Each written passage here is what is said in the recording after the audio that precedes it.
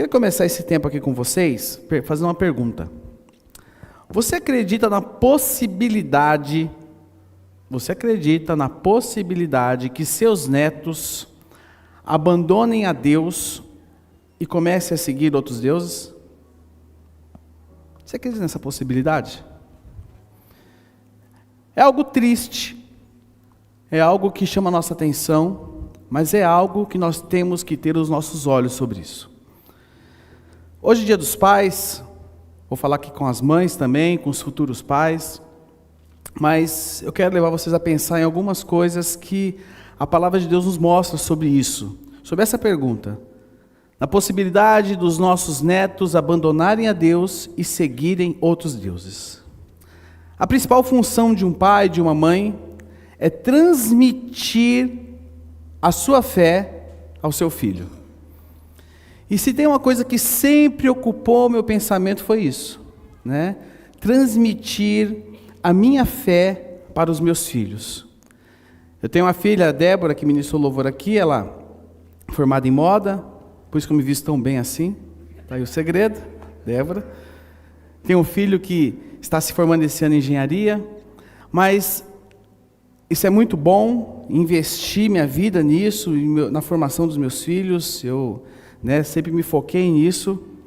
Mas o que é mais importante para mim não é a profissão que eles vão seguir, não é a formação acadêmica deles, mas o mais importante para mim é os meus filhos amarem a Deus.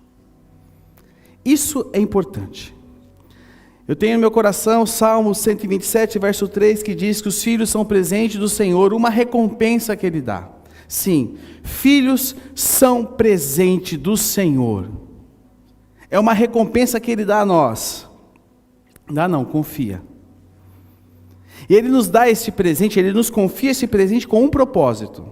O propósito desse de nós educá-los e ensiná-los a viver para a glória de Deus. Esse é o propósito. Agora, uma pergunta que eu quero deixar ao seu coração, outra pergunta na realidade que eu quero deixar ao seu coração é: como você tem lidado e trabalhado com este desafio de transmitir a sua fé para o seu filho, de ensinar a ele, de educar a ele?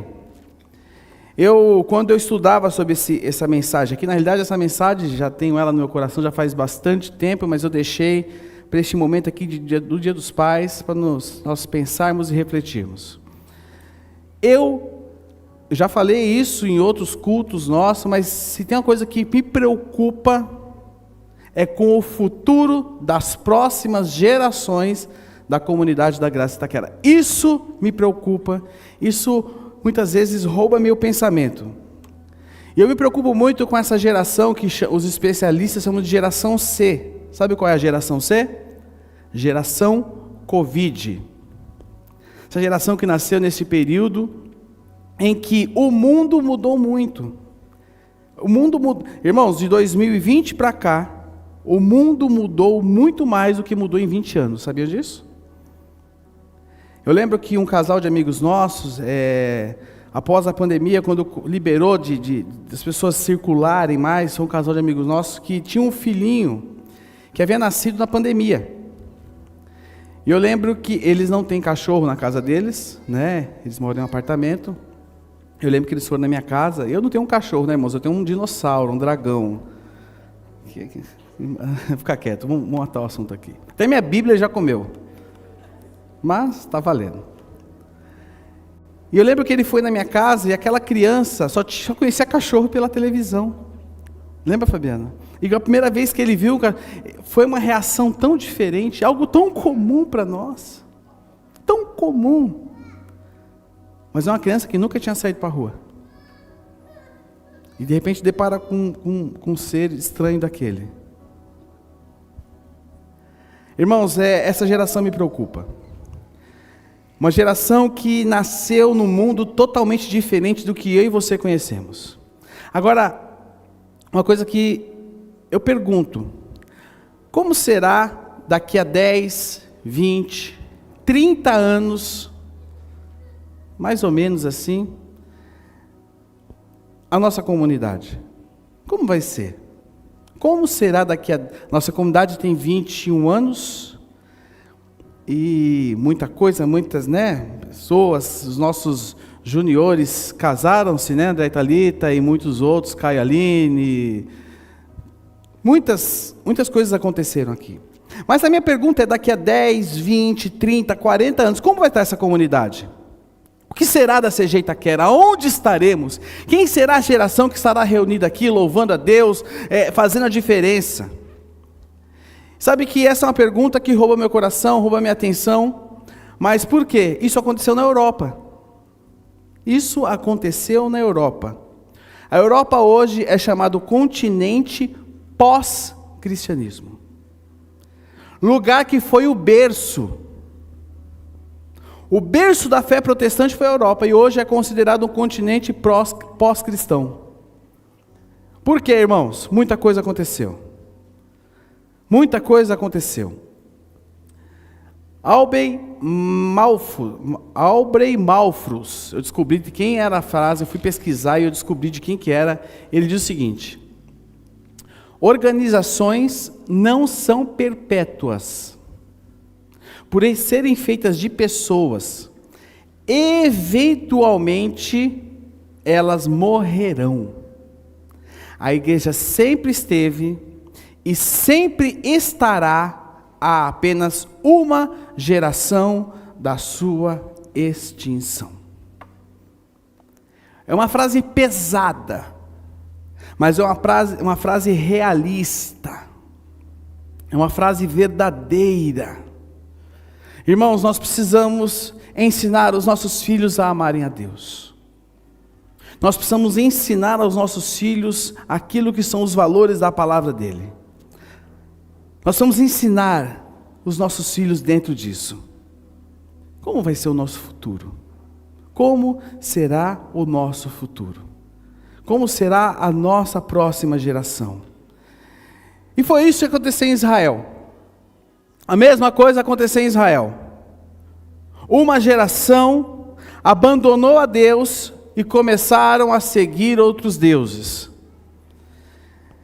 E eu quero ler com vocês o texto de Juízes. Abra comigo a sua Bíblia em Juízes. Juízes capítulo 2. Nós vamos ler o verso 7, o verso 10 e o verso 12.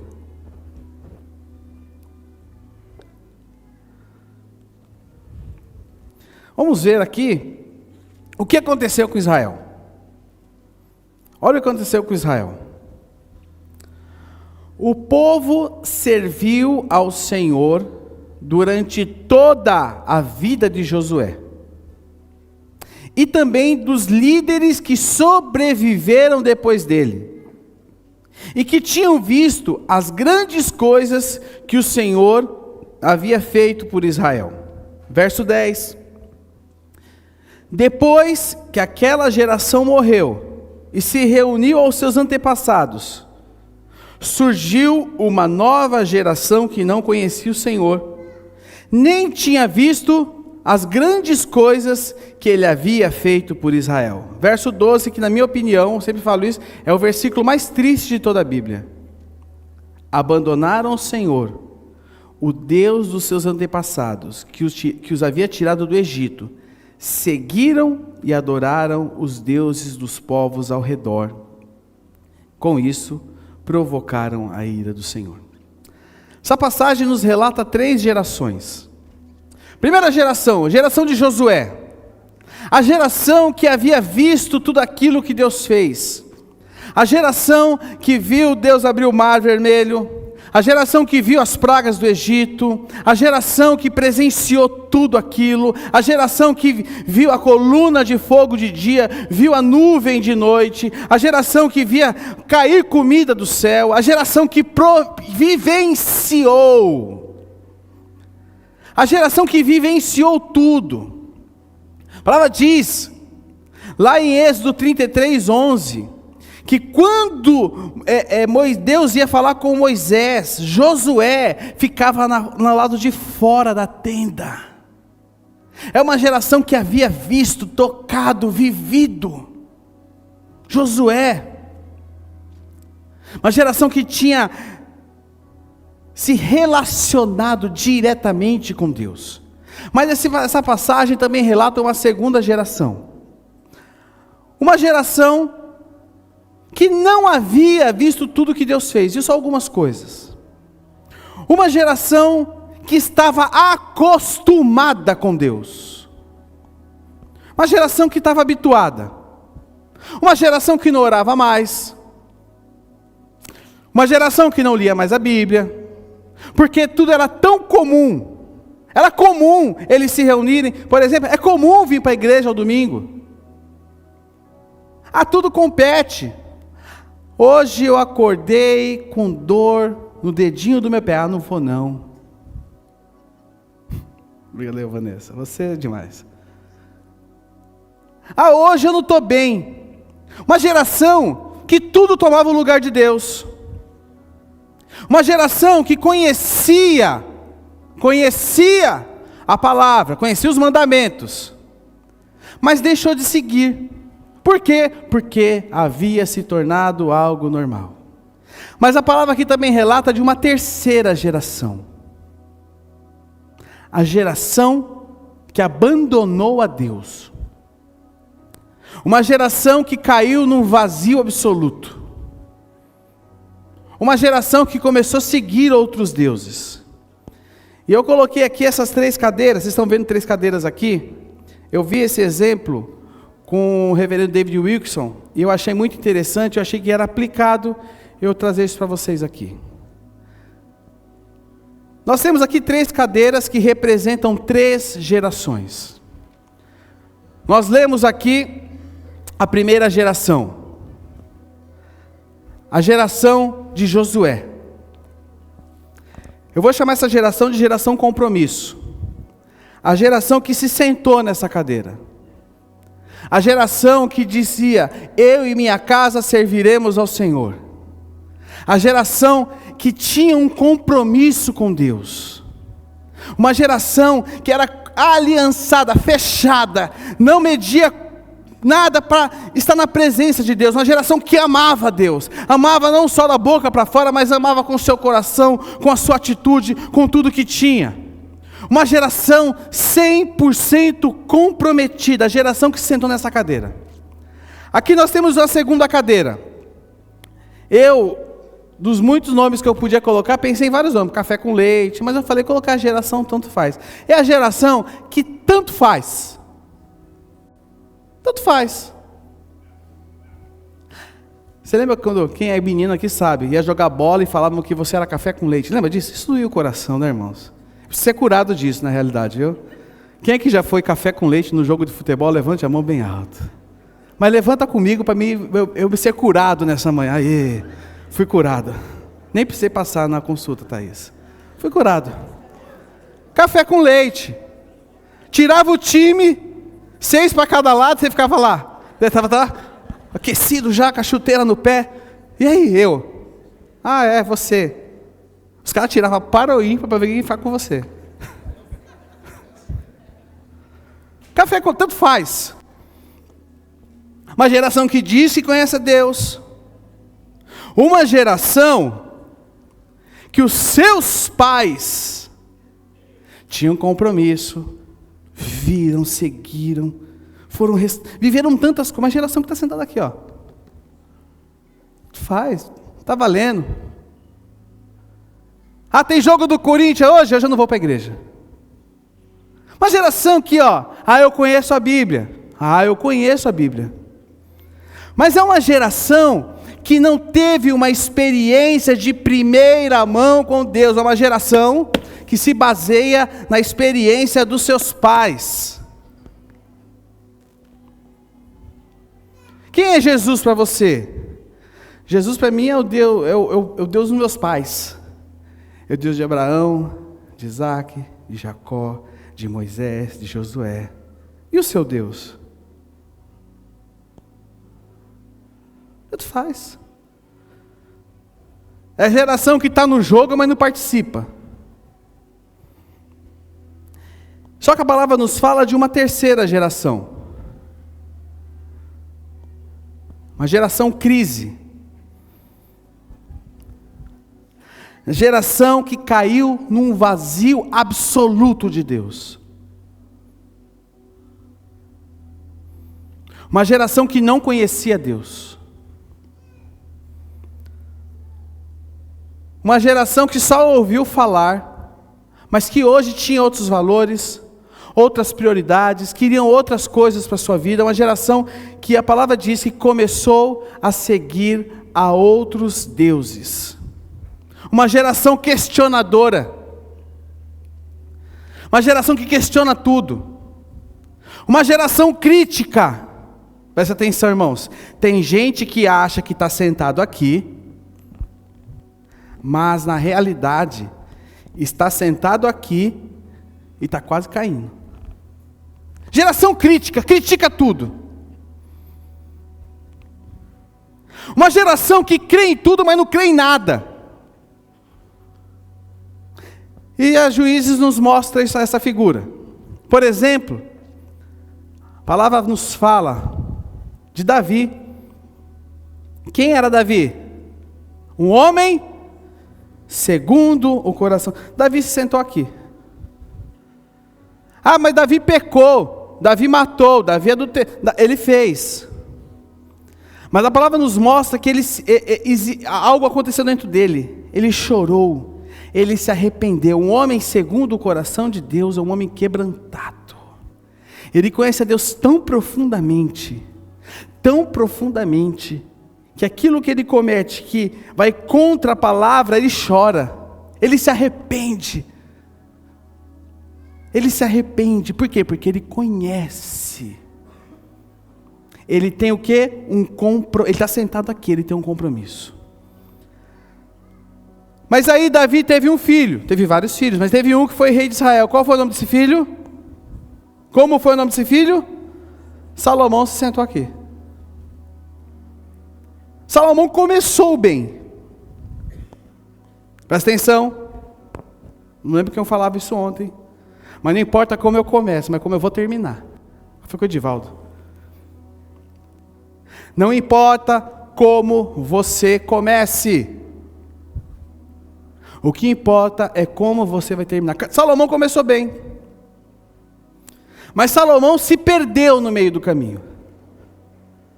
Quando você vai ler, estudar a história de Davi, a história dele como rei, a história dele, você vai ver que ele foi um pai omisso. E aí nós vemos Salomão, que começou bem, que podia pedir qualquer coisa a Deus, mas ele pediu o que para Deus? Sabedoria.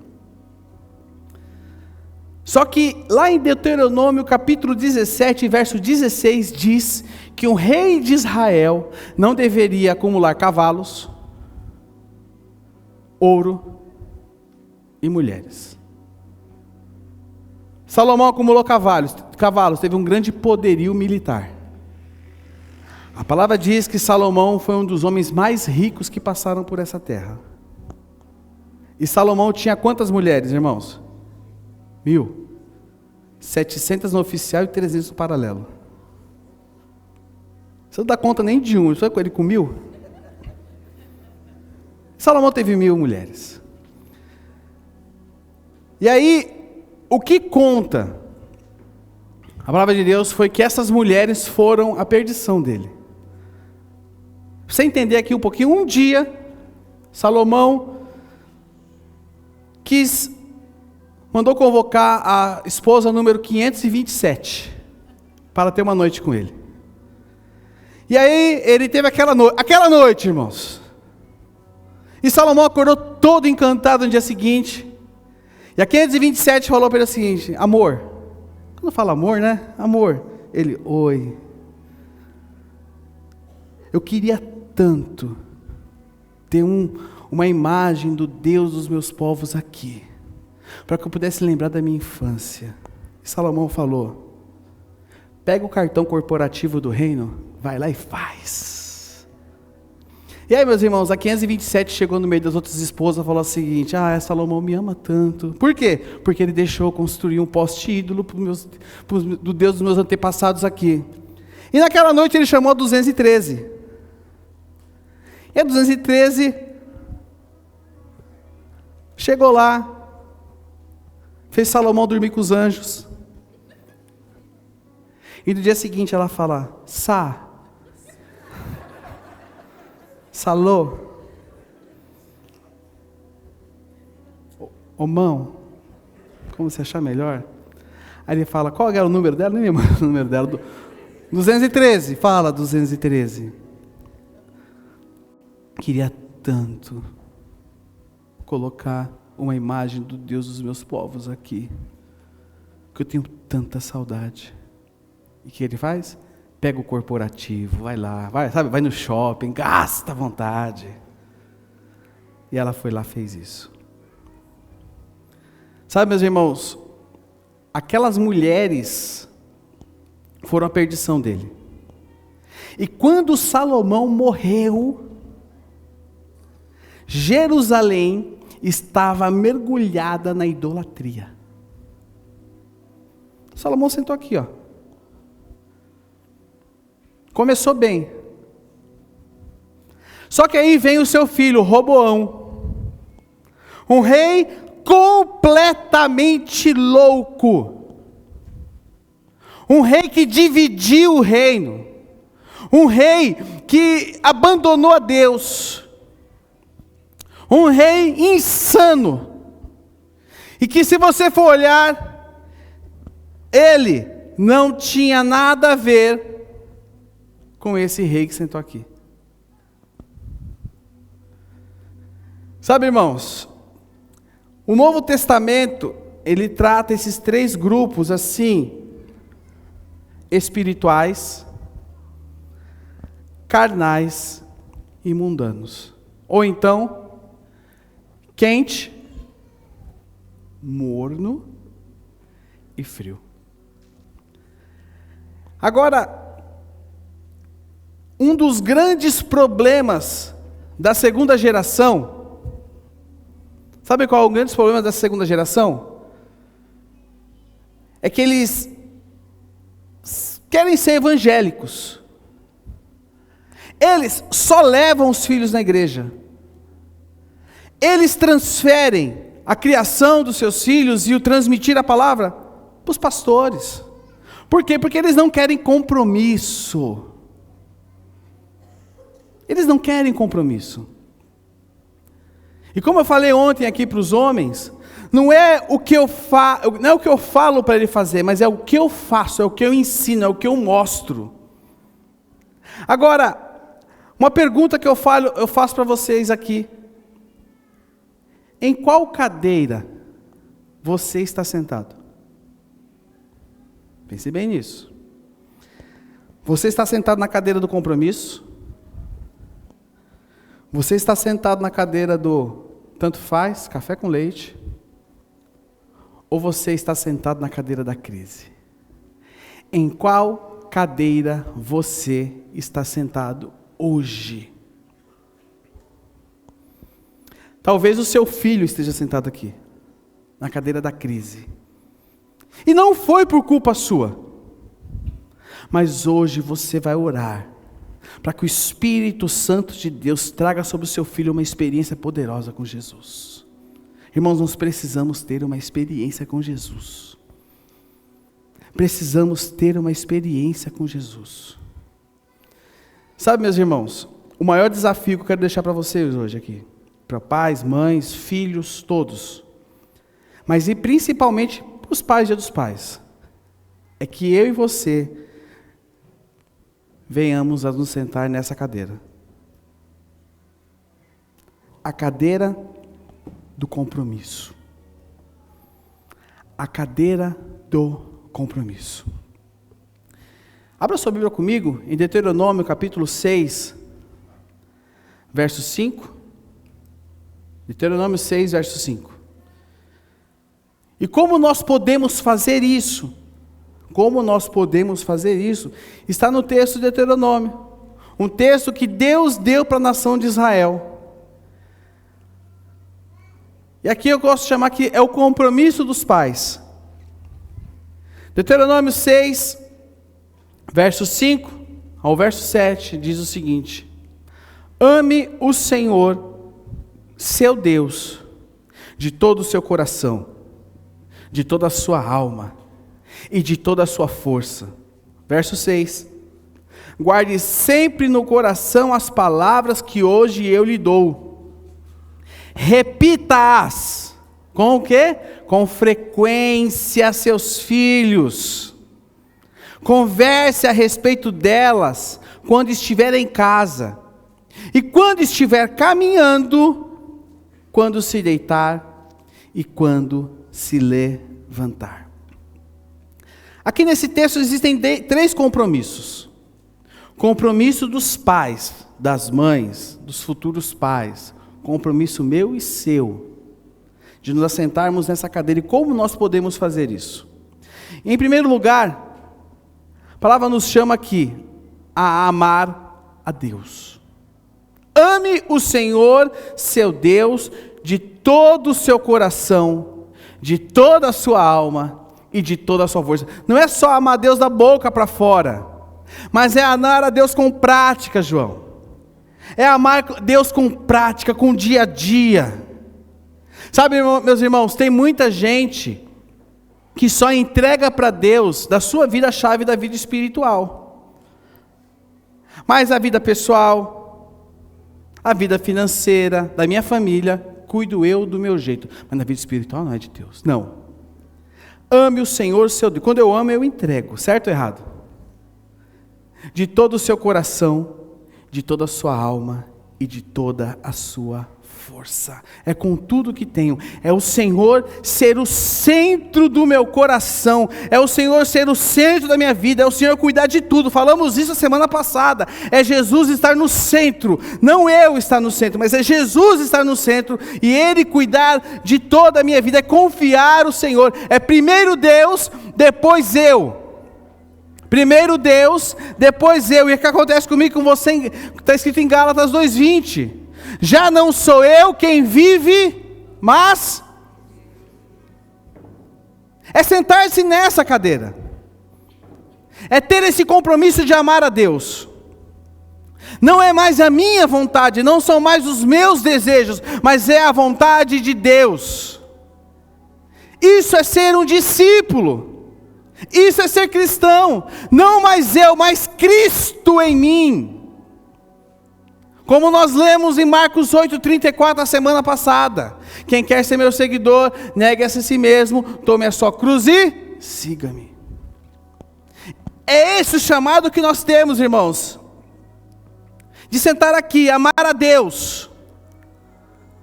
Moisés amava a Deus, Josué amava a Deus, Davi amava a Deus. Abraão amava a Deus. Isaac foi criado naquela cadeira, porque a palavra diz que Isaac, até a mulher de Isaac que arrumou foi o pai dele. E aí depois vem os filhos dele. Que houve um problema na família. Um era enganador. Havia uma disputa. Irmãos, nós somos chamados para sentar aqui, amar a Deus de todo o meu coração, ser discípulo. O discípulo de Jesus senta nessa cadeira, porque não é mais ele, mas é Cristo. O segundo compromisso é praticar a palavra de Deus. E aí no verso 6 nos diz o seguinte: guarde sempre aonde? Coração.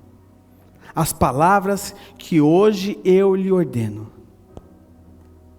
Não basta dizer que ama, tem que seguir a Ele. Não basta dizer que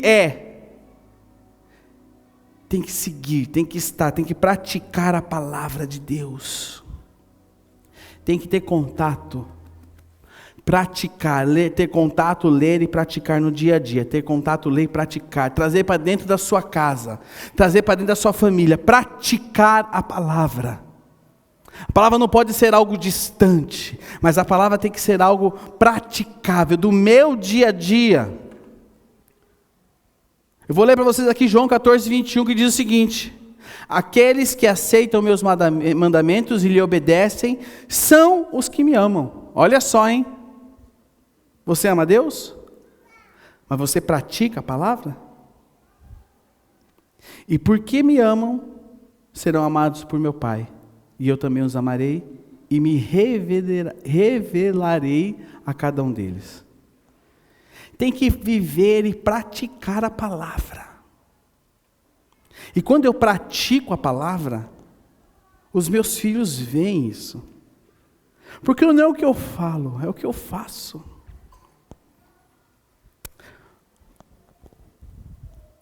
Quantos minutos nessa semana o seu filho viu você orando? Quantos minutos essa semana o seu filho viu você lendo a palavra? Quantos minutos essa semana você parou para ensinar algo das Escrituras para os seus filhos? Quando você foi aplicar uma correção no seu filho, você usou a palavra como base? Falou assim, a palavra diz isso, você está errado. Praticar a palavra. Quem sentar nessa cadeira tem que conhecer a palavra e praticar ela e transmitir ela. Trazer a palavra para o dia a dia. Trazer ela para o seu dia a dia. Se você não conhece a palavra, se você não pratica a palavra, eu queria te dar uma notícia. Você está sentado aqui, ó. Mas o Senhor te chamou para você sentar aqui. Na cadeira do compromisso. Na cadeira de ter um compromisso com Ele. E aqui diz, guarde sempre no coração as palavras que hoje eu lhe dou. Por que guardar no coração? E aí lá em Salmo 119, verso 11, nos diz o seguinte, guardei em tua palavra em meu coração, para quê? A palavra traz temor. A palavra é um alerta. Por isso nós temos que guardar a palavra. Terceiro lugar é falar da palavra de Deus. O que fala o verso 7 de Deuteronômio? Repitas com o quê? Com frequência a seus filhos. Converse a respeito delas quando estiver em casa. E quando estiver caminhando. Quando se deitar. E quando se levantar. O tempo todo da sua vida, faça isso sua prioridade. O tempo todo. Aproveite as suas oportunidades, meus irmãos. O que você tem feito nas oportunidades que você tem com seus filhos? Aplica a palavra. Assistir um filme. Extraia princípios. Aplica a palavra. Mas aplique a palavra no dia a dia. Para aqueles que têm filhos pequenos. Enquanto os seus filhos são pequenos, eles têm o coração aberto. Depois dos 12, 13 anos, eles se abrem para quem? Para os amigos, para os influencers.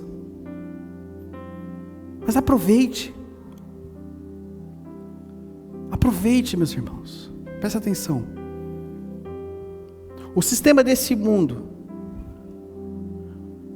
tem um plano diabólico para destruir a fé do seu filho. Preste atenção nisso. E se você não falar, os amigos na escola vão falar, os influencers da internet vão falar. Se você não falar, a Netflix vai falar. Olha isso. Olha essas séries da Netflix. Acho que essa aqui não está mais na Netflix, mas olha aqui, ó. Se você não falar, a mídia vai falar. Vai falar o quê? Que a experiência sexual é quando ela quiser e do jeito que ela quiser. Vão falar que não existe mais o errado. Só existe aquilo que você quer, porque o que interessa é que você seja feliz. Então não pode, então vou cancelar a Netflix? Não estou falando para você fazer isso. Eu tenho Netflix, tenho tudo, assisto, mas entenda que o papel de criar os seus filhos é seu. Você tem que transmitir. Você tem que falar. Você conhece o efeito Netflix? Não estou metendo pau na Netflix não, tá, irmãos? Mas você conhece o efeito que a Netflix tem? Olha só essa série. Essa série chama-se... Aqui, ó. Gambito da Rainha. Essa série aqui, ela estreou em 23 de outubro de 2020. Presta atenção. Mais de 62 milhões de lares em todo o mundo assistiram essa série. A procura por tabuleiros de xadrez aumentou em 250% no eBay. A busca no Google por como jogar xadrez atingiu o pico da década. Quem que sabe jogar xadrez? Não é um jogo fácil. Mas começou uma curiosidade. O livro que inspirou a série virou best-seller 37 anos depois do seu lançamento. Olha o efeito da Netflix. O número de jogadores no site chess.com aumentou quanto? 500%. Esse é o poder da influência que as mídias têm. E a palavra fala, para eu e você, em tudo que nós fizermos, ensinarmos para os nossos filhos a palavra dele. Porque, meus irmãos, quando eles estiverem estabelecidos na palavra, pode se levantar a mentira que for, sabe o que vai acontecer? Eles vão rejeitar. Não vai entrar. Não entra, por quê? Porque a palavra está ali fortalecida. Tem mais. Olha o que esse sistema do nosso mundo pensa das nossas famílias. Amanda Palha é uma ativista LGBT. E nesse seminário aqui, Democracia em Colapso, você pode depois ouvir. Ela fala o seguinte, ou ele. Ativista diz real intenção do movimento LGBT. Queremos destruir a família. E quando ela fala isso aqui, o povo aplaude no auditório. O povo aplaude. Esse coral Alguém na Califórnia cantou uma música, é o seguinte. Nós vamos converter seus filhos. O movimento feminista, Salinda Gordon diz o seguinte: a família nuclear deve ser destruída e as pessoas devem encontrar formas melhores de viver em sociedade. Seja qual for o seu destino, a dissolução das famílias é um processo objetivamente revolucionário. Tem outra aqui, ó. Essa é mais antiga, Simone de Beauvoir. Em minha opinião, enquanto a família, o mito da família, o mito da maternidade, o instinto maternal não forem destruídos, as mulheres continuarão a ser oprimidas. Mas a palavra de Deus fala o seguinte para mim: repita a minha palavra com frequência a seus filhos. Converse a respeito delas quando estiver em casa. E quando estiver caminhando, tudo que você for fazer, fale. Fale.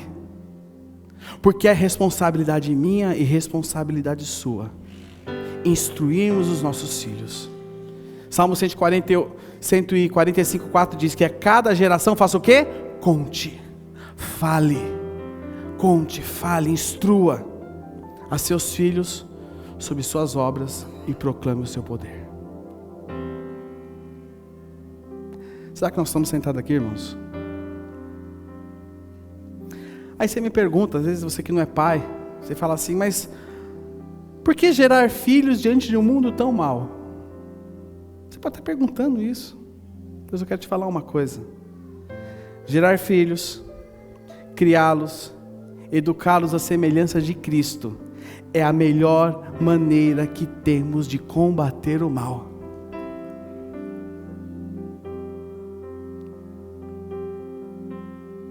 Nós fomos chamados como discípulos de Jesus para fazermos a diferença nesse mundo, irmãos. E como discípulos de Jesus, nós vamos formar os nossos filhos discípulos de Jesus.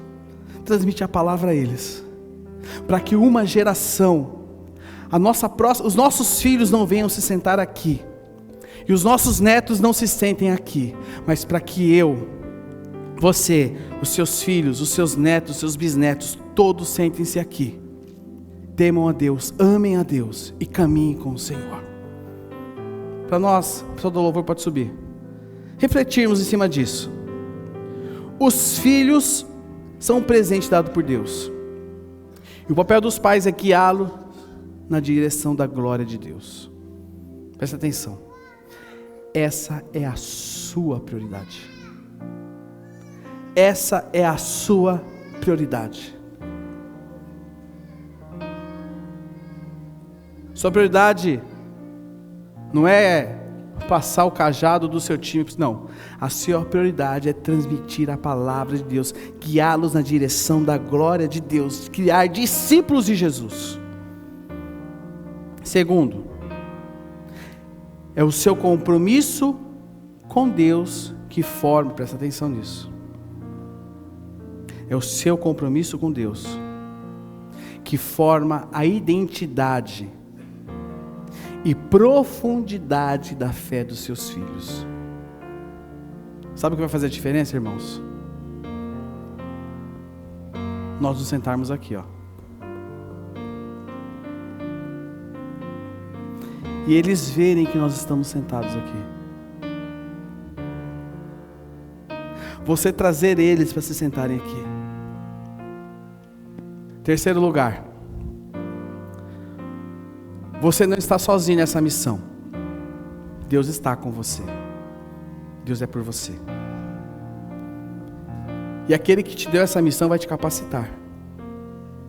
Aquele que te deu essa missão vai conduzir você. Você vai se alegrar com as suas futuras gerações, porque todas elas estarão diante do Senhor com compromisso. Em nome de Jesus.